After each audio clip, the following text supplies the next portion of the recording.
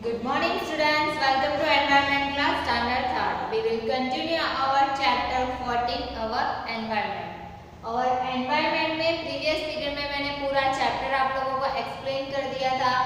chapter में क्या है मतलब environment क्या है तो different लोगों का मतलब animals, birds और human तीनों का environment अलग है. ओके जो चीजें हमें daily चाहिए वही चीजें वही things बर्ड्स या एनिमल को चाहिए ये जरूरी नहीं है. तीनों का मतलब सबका एनवायरनमेंट अलग होता है. जैसे वाटर एनिमल है तो उनके लिए इम्पोर्टेंट उनका एनवायरनमेंट जो है वाटर इम्पोर्टेंट है. फिर एनिमल्स है तो उनके लिए उनका एक एनवायरनमेंट अलग सा होता है कि अलग मतलब वो लोग भी हमारे साथ अर्थ के ऊपर ही रहता है, ऐसे नहीं कोई अलग प्लेनेट पे रहता है. बट उनका जो है फॉरेस्ट में मैंने जैसे बताया अभी जैसे लायन, टाइगर है, डियर है, ये सारे हमें आसपास हमारे रास्ते पे दिखाई देते हैं नहीं. मतलब जो वाइल्ड एनिमल है उनका एक अलग एनवायरनमेंट है जो फॉरेस्ट में ही रहते हैं और उनके तरीके से अपना सारी चीजें मैनेज वो लोग खुद कर लेते हैं.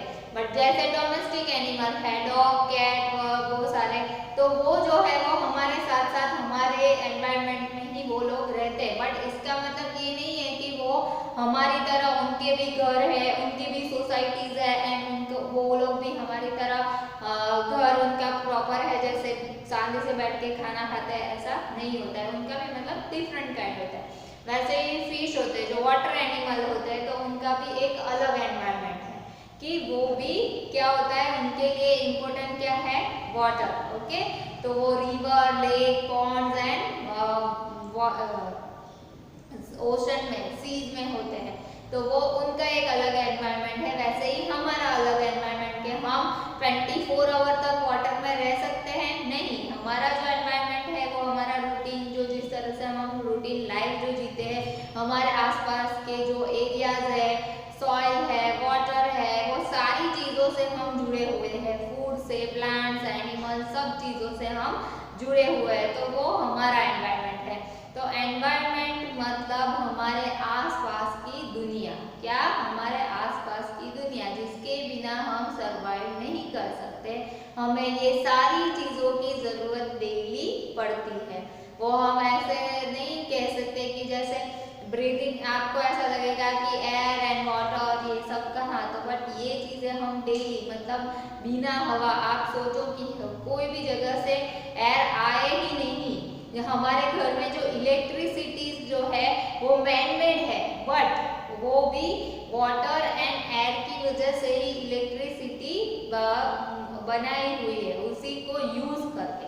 वो मैन मेड थिंग है इलेक्ट्रिसिटी बट फिर भी उसको किस तरह से क्या चीज यूज करके बनाई हुई है तो एयर एंड वाटर की वजह से ही हमें इलेक्ट्रिसिटी मिल पा रही है. तो वो भी नेचुरल थिंग को यूज करके हम तक इलेक्ट्रिसिटी पहुंचाई जाती है जिसकी वजह से हमारे घर में लाइट, फैन एंड बाकी अदर चीजें जो है वो चल सकती है. टीवी, फ्रीज, ओके बहुत सारी चीजें इलेक्ट्रिसिटी से चलती है बट उसका जो मेन सोर्स जो है वो नेचुरल थिंग से बना हुआ है. ओके तो नेचुरल थिंग्स होती है एंड मैन मेड थिंग्स होते हैं. तो जो मैन मेड थिंग्स है वो नॉन लिविंग थिंग है. जो मैन मेड थिंग है वो नॉन लिविंग थिंग है एंड जो नेचुरल थिंग है नेचुरल थिंग में भी आप ऐसा नहीं कह सकते हो कि सॉइल जो है माउंटेन्स जो है वो नॉन लिविंग थिंग है.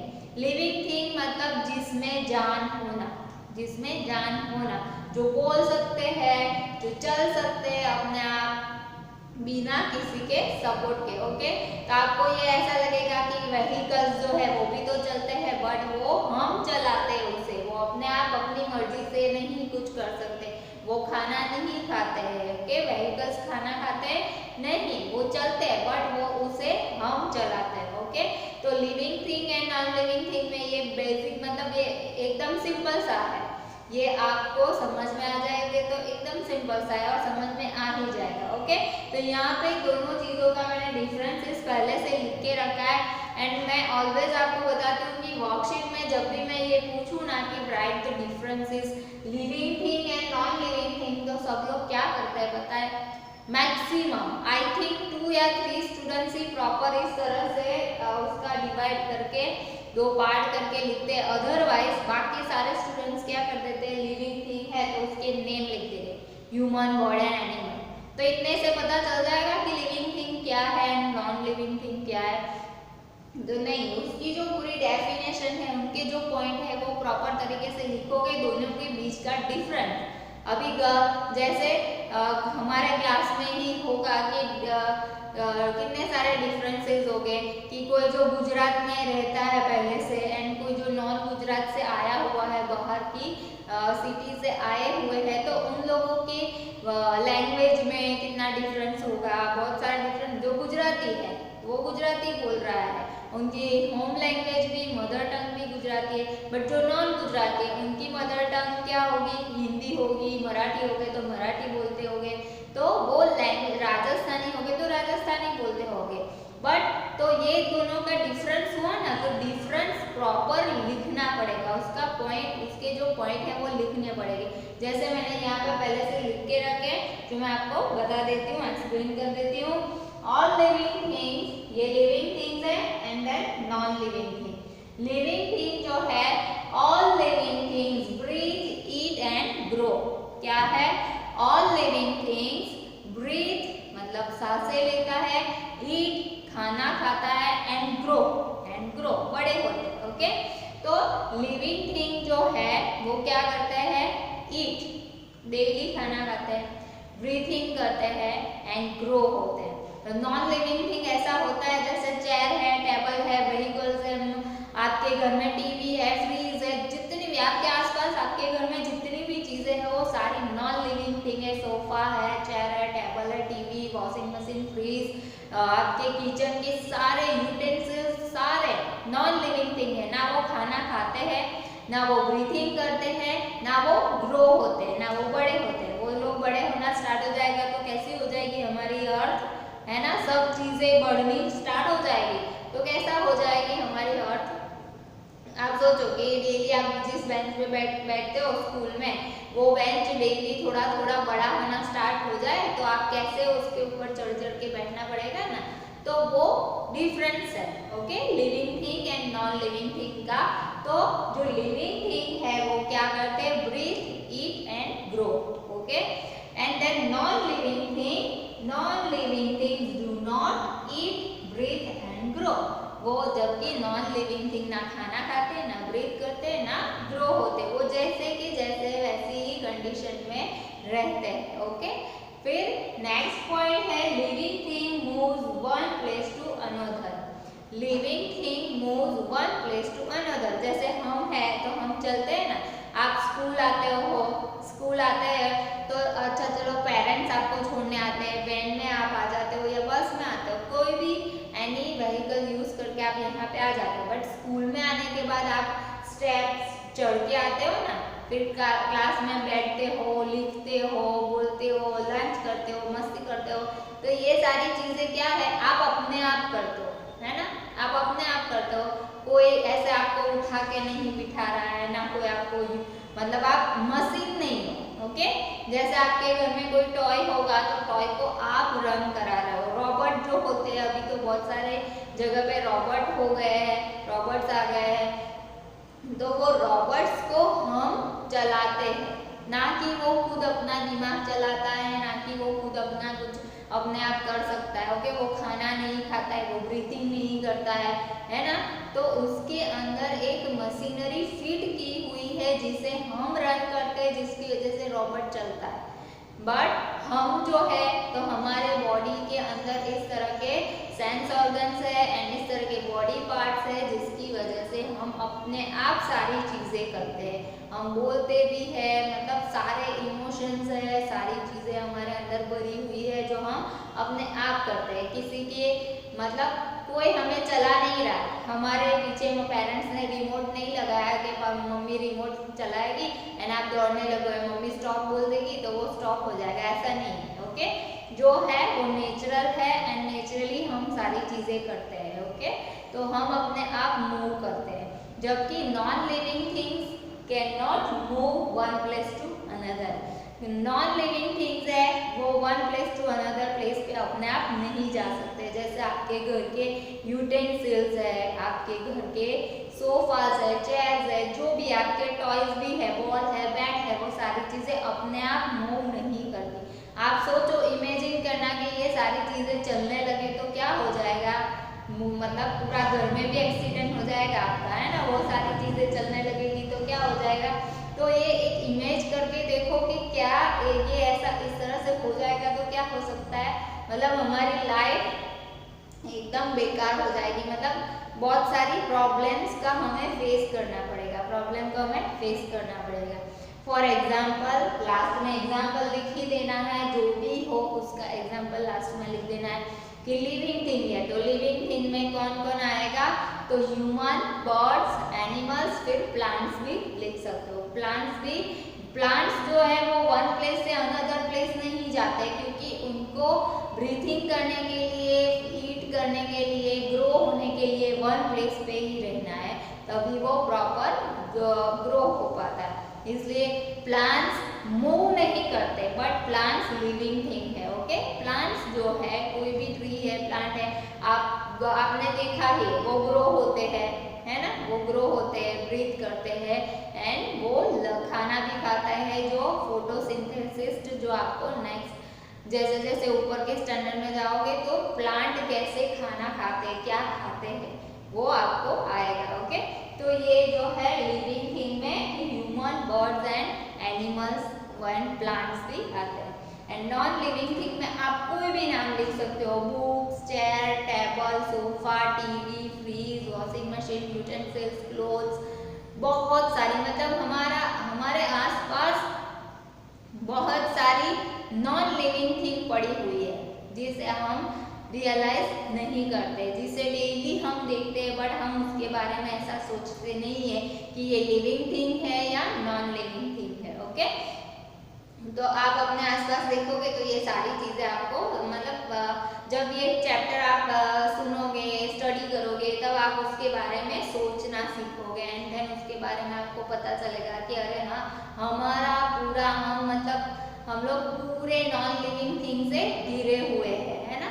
एंड लिविंग थिंग भी है, जैसे घर में आप लिविंग थिंग भी उतने ही है ना। तो सिर्फ एनिमल्स, बर्ड्स या ह्यूमन नहीं, बट इंसेक्ट्स भी है ना, रेप्टाइल्स भी है आपके घर में, लिजर्ड होगी, एंट होगी, छोटी से छोटी एंट होगी, तो वो भी लिविंग थिंग है, क्योंकि वो खाना खाती है, ब्रीथिंग करती है, मूव करती है ना। तो insects, birds, animals, human and बहुत सारी चीजें ऐसी है जो हमारे आसपास लिविंग भी है एंड नॉन लिविंग थिंग भी उतनी ही है। ओके, तो ये आपको डिफरेंसेस है, वो आप पहले लिख लो, फिर हम नेक्स्ट करते हैं। नेक्स्ट क्वेश्चन आंसर मैं लिखा देती हूँ आपको।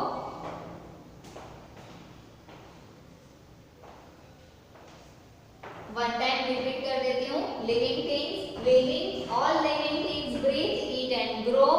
Non living things do not eat, breathe and grow. Second point है, living things move one place to another place, non-living thing cannot move one place to another place. Living thing में for example human, birds, animal, plants, insects, etc. And then non-living thing में भी आप बहुत सारे नाम लिख सकते हो, बुक, चेयर, टेबल, whatever, आप बहुत सारे नेम लिख सकते हो। चलो नेक्स्ट टॉपिक पे हम जाते हैं। तो यहाँ पे आपकी टेक्स्ट बुक में आपको चूज द करेक्ट आंसर दिए हुए हैं, वो हम कर लेते हैं। Okay, choose the correct answer, option वाला जो है वो।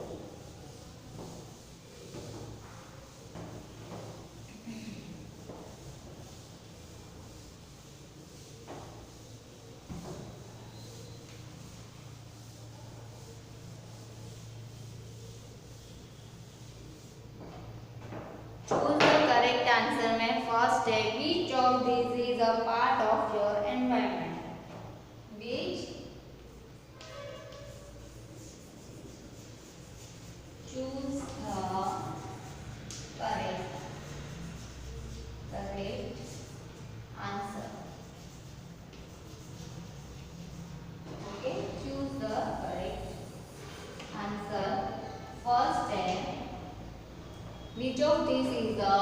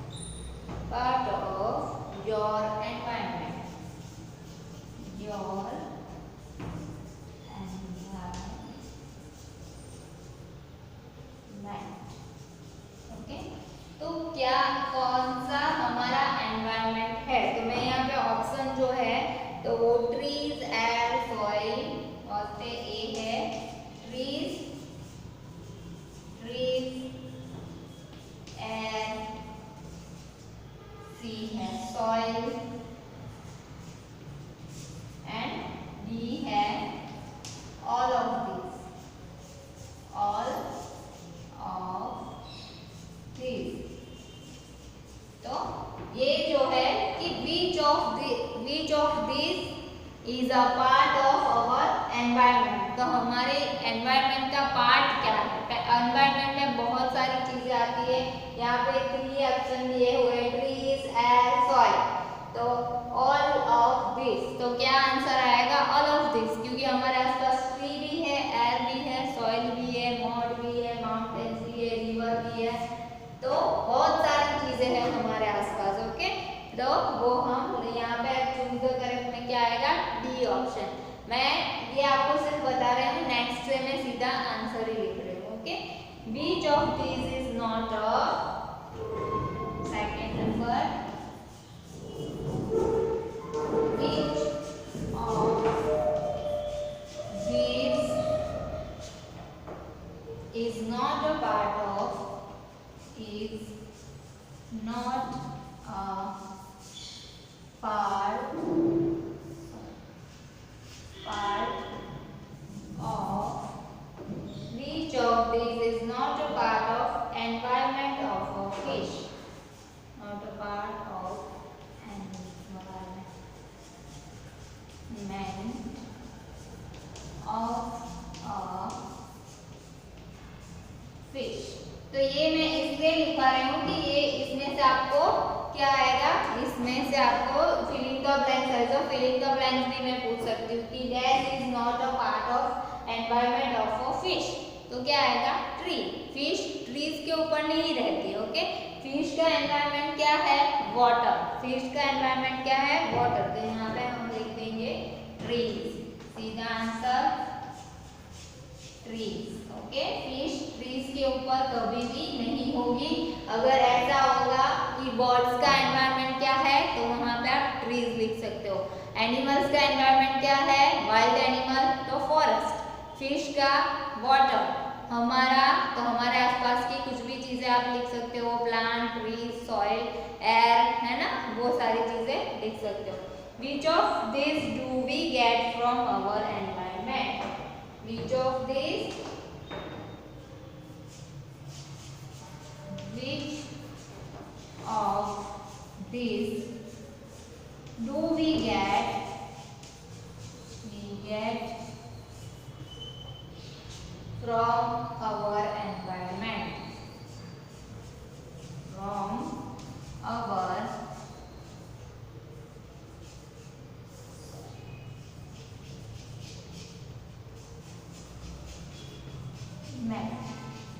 इसमें से क्या हमें हमारे एनवायरनमेंट से मिलता है? तो food, oxygen, would, food, oxygen, would,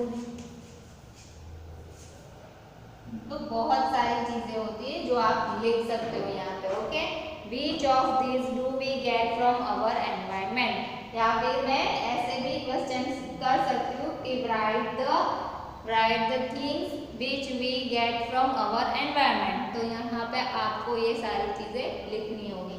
then 4 number है, which of this damage our environment? Which of these damage our? Which of these damage?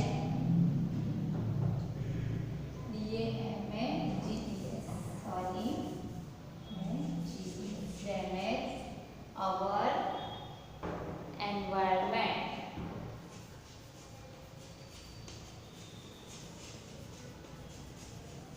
तो हमारे एनवायरनमेंट को कौन डैमेज कर रहा है? तो क्या क्या चीजें डैमेज करती है हमारे एनवायरनमेंट को?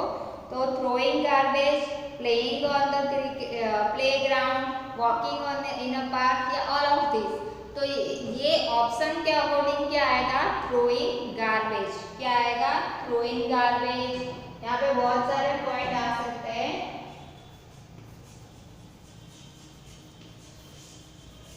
throwing,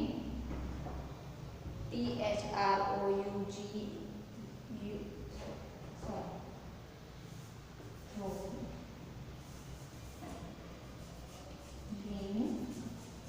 garbage garbage, throwing garbage, फिर cutting down trees, cutting down trees। तो ये मैं ऑप्शन दिखा दे रही हूँ कि ये सारे भी आ सकते हैं कि throwing garbage, cutting down trees, फिर dirty water from factories, smoke from vehicles, smoke from vehicles, smoke from vehicles। फिर बहुत सारे each of these की जगह मैं क्वेश्चन चेंज कर देती हूँ। Right the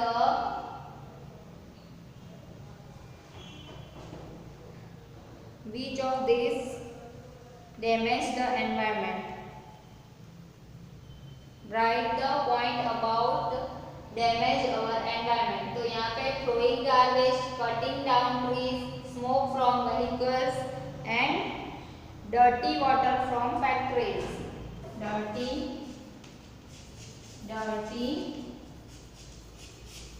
water from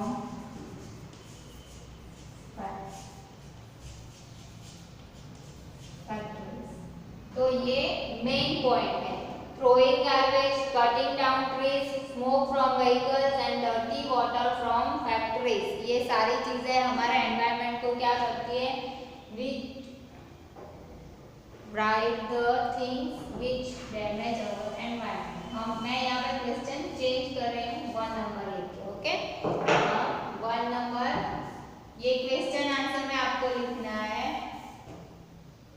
which things damage our environment, which things damage our environment. तो यहाँ पे इतने ऑप्शंस आते कि विच थिंग्स डैमेज अवर एनवायरनमेंट, ये चूज द करेक्ट आंसर में मैंने ये, बट यहाँ पे है विच थिंग्स डैमेज अवर एनवायरनमेंट। तो हमारे एनवायरनमेंट को डैमेज कौन सी चीजें करती है, तो throwing garbage, cutting down trees, smoke from vehicles and dirty water from factories. इसके अलावा भी बहुत सारी चीजें हैं जो आप लिख सकते हो। Okay, which of this causes soil erosion? तो क्या आएगा, smoke from cars, dirty water from factories and cutting down trees. तो सॉइल इरोजन की मेन वजह क्या है कि किसकी वजह से सॉइल इरोजन होता है, मतलब मिट्टी हमारी धुल जाती है, तो वो मेन रीजन है उसका कटिंग डाउन ट्रीज। तो कटिंग डाउन ट्रीज ऑप्शन यहाँ पे सी है, वो आपको चूज करना है। Which of these causes pollution? तो pollution किसकी वजह से होता है, तो smoke from cars, garbage, dirty water from factories। तो ये सारी वजह, तो all of this आएगा कि ये सारी चीजों की वजह से हमारा एनवायरनमेंट पॉल्यूटेड हो रहा है। ओके, तो फिर से सारी चीजें रिपीट कर देती हूँ। Choose the correct, which of these is a part of our environment? तो trees, air, soil, all of this। next है which of these not a part of our environment of a fish? तो tree जो है वो fish का environment नहीं है। which of these do we get from our environment? तो हमारे एनवायरनमेंट से हमें क्या क्या मिलता है, फूड, ऑक्सीजन, वुड और भी बहुत सारी चीजें मिलती है, तो ऑल ऑफ दिस आएगा। which of these damage our environment? which of these की जगह मैंने लिख दिया है which things damage our environment। तो ये सारे पॉइंट आपको लिखने हैं। फिर है which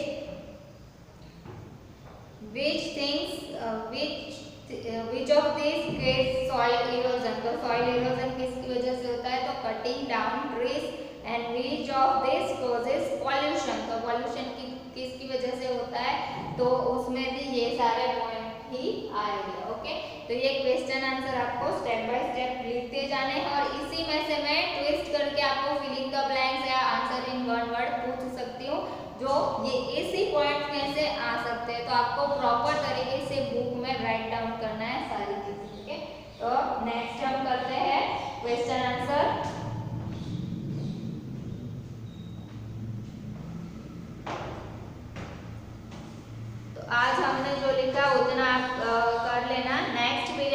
आपको थोड़े से क्वेश्चन आंसर है वो मैं करा दूंगी। यहाँ पे मैं क्वेश्चन इस तरह से आ सकता है कि dash is a part of your environment. तो आप यहाँ पे प्लांट्स, एयर, सॉइल लिख सकते हो। फिर है which of this is not a part of environment of a fish, तो यहाँ पे ट्री। फिर which of this do we get from our environment, तो फूड, ऑक्सीजन। तो मतलब ये और ये सारे दोनों सेम ही आएंगे। As a filling the blanks मैं आपको पूछ सकती हूँ। और ये which things damage our environment, तो ये सारे, तो एनवायरनमेंट भी आ सकता है, एनवायरनमेंट आ सकता है, पॉल्यूट्स द एयर आ सकता है। ये सारे में ये रीजन सब में लागू होते हैं। ये जो रीजन है कि पॉल्यूट अवर एनवायरनमेंट, उसमें भी यही रीजन है। फिर ट्रीज का जो सॉइल इरोजन है, मतलब मिट्टी जो धुल रही है, उसके लिए मेन रीजन क्या है, तो cutting down trees. Next period में मैं आपको थोड़े से क्वेश्चन आंसर एक्स्ट्रा, जो है हमारे टेक्स्ट बुक में क्वेश्चन आंसर दिए नहीं है, सिर्फ living thing, non living thing दिया हुआ था। फिर मैंने आगे जो लिखा था, फूड हमें कहाँ से मिलता है, प्लांट से, ऑक्सीजन फॉर ब्रीथिंग तो tree, water from drinking and utensils, तो वो हमें रिवर और लेक से मिलता है। मतलब ये जो चीज़ें हैं वो हमें कहाँ कहाँ से मिलती है, हमारे एनवायरनमेंट से कहाँ से मिलती है, वो मैंने प्रीवियस पीरियड में आपको लिखाया था। देन आज का इतना आपको लिख लेना है और नेक्स्ट पीरियड में मैं आपको क्वेश्चन आंसर लिखा दूंगी। तो ये क्योंकि वो 3-4 क्वेश्चन आंसर है जो इस पीरियड में अभी कंटिन्यू नहीं कर पाएंगे, तो वो नेक्स्ट पीरियड में लिख लेंगे। तो आज का पीरियड मैं अभी यहीं पे स्टॉप कर रही हूँ। Okay, thank you so much.